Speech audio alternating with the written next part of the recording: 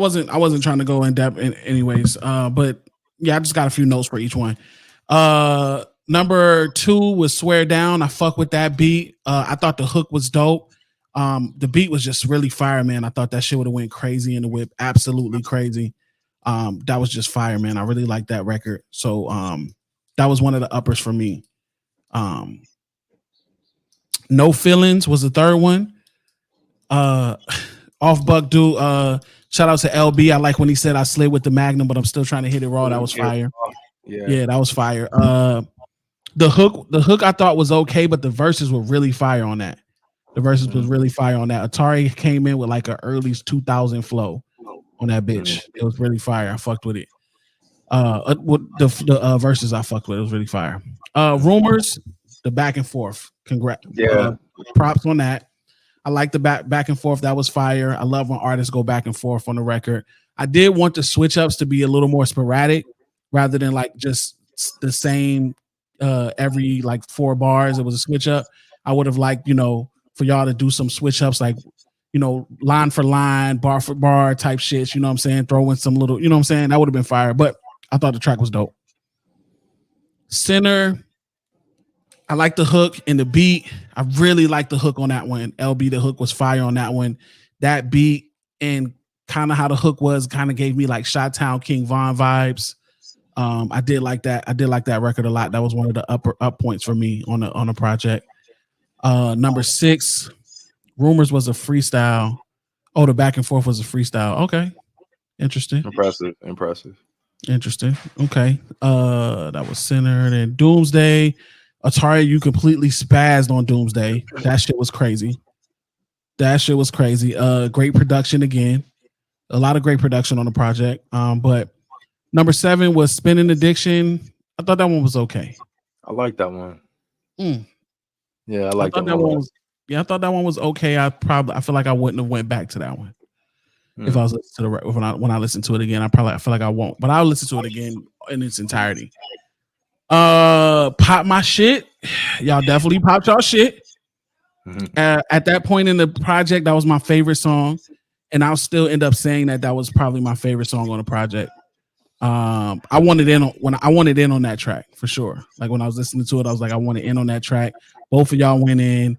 I know exactly why I went in because it was obviously one of my type of beats, and it was produced by Storm, who's a producer that I have worked with too. So shout out to Storm. Number 9, I don't really have much notes on number 9 except that it was really good. I like that song as well. That was music. That was Music to Dream to. Yeah, that was Music to Dream to. I like the switch up. Yes, that was one with the switch up. That shit was hard as hell. Yeah, the switch up was hard. And then the last one was I really like that one too. I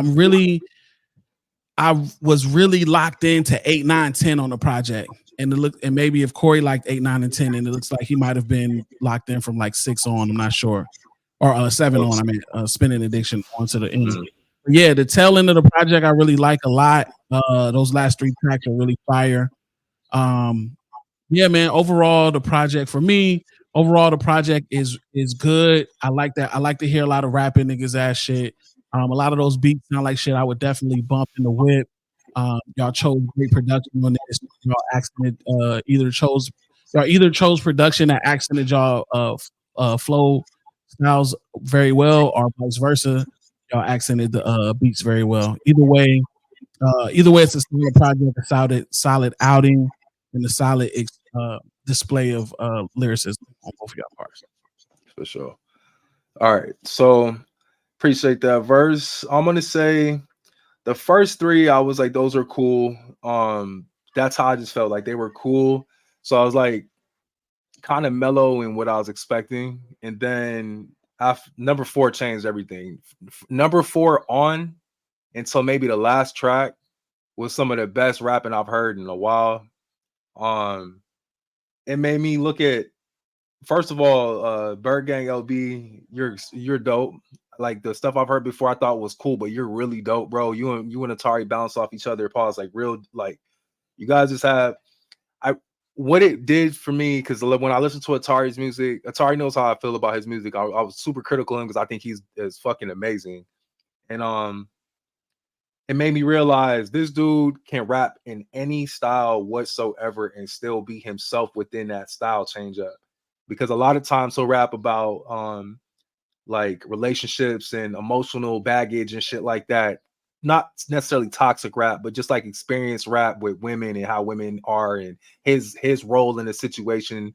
A lot of times when I hear from him, and he was able to implement that with the gangster shit, like I'm gonna just say it right here. For me personally, out of all the rappers that I've heard out of the state of Arizona, I think Atari is the most skilled rapper in Arizona. I think he's the best rapper in Arizona, skill wise. And I'll argue that with anybody. I don't care who it is. I don't care who you put. I don't care who you bring up, who you say. Skill wise, the dude is the best rapper in the state, like hands down. I'll put his skill over mine. Like, and I feel highly about myself. I'll put his skill. He's ridiculous. All right. So, like I said, going from 4 on, man, just some of the shit you guys were saying, it was just real clever, real catchy type flows. My favorite track had to be that back and forth. The number 4 got me hyped. The rumor shit got me hyped. But I put That's Hard my favorite track for Spending Addiction. I thought Spending Addiction was just, I don't know. For me, that's just like in my alley, like that type of flow, what they're both doing. For me, this project, it didn't start till track 4. The last track, I understand why you did that, because it's a change of pace and it kind of slows the listener down. It's like a cool down record, and that was cool. I felt like that could have went in the middle more so. My only like real critique of this project, as far, because I don't want to break down these tracks because Verse already did that for us. My only real critique is the first 3 songs. Maybe those could have been in a separate project. That could have been like a separate situation. That could have been like an EP going into this or something. In my mind. But 4 on, just crazy.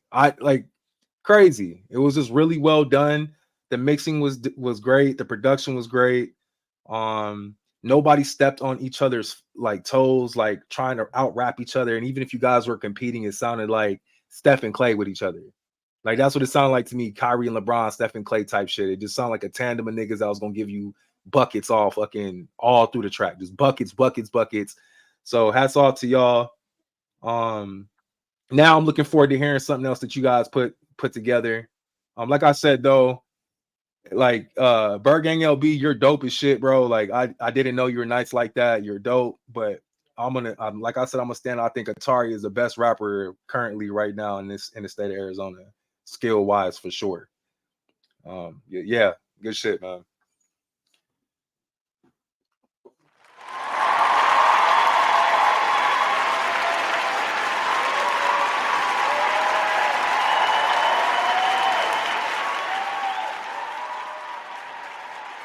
Shout out to ByrdGang LB and Atari StackHouse, man.